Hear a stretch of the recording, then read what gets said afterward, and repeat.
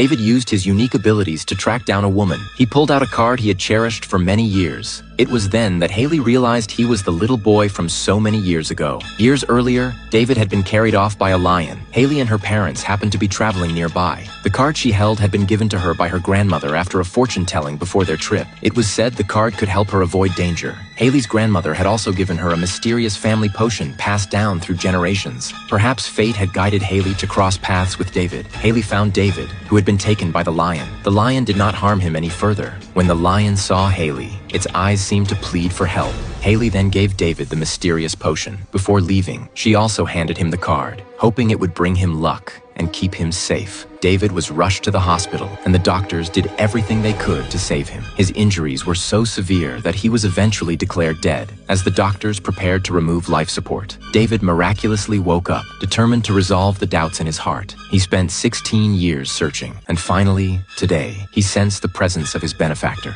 Haley had become a well-known lawyer, but her mentor had been killed during a case David claimed he had already avenged him. Haley returned home full of questions. She confirmed that the crime boss had indeed died in prison. So Haley sought out David again. She told him the crime boss deserved to die, but she didn't agree with David's extreme methods. At that moment, neither of them realized that danger was closing in. News of the crime boss's death quickly reached John. He had once been a minor player under David's father, now trying to expand his own power. He secretly met with the crime boss's former top lieutenants, hoping to bring them over to his side. The men looked at John, the seemingly mild-mannered man in front of them. It was hard to imagine he was the one nicknamed Rhino. The crime boss's men looked at him with contempt. To intimidate them, John disconnected the tube attached to his backpack. Then his arm began to change. The men panicked and opened fire. John fell to the ground, but he wasn't dead. He dusted himself off and stood up. Then he unbuttoned his shirt and pulled the bullets out of his already hardened skin. He reconnected the tube and his skin returned to normal. Facing this terrifying figure, the men had no choice but to follow him. Later, Mark,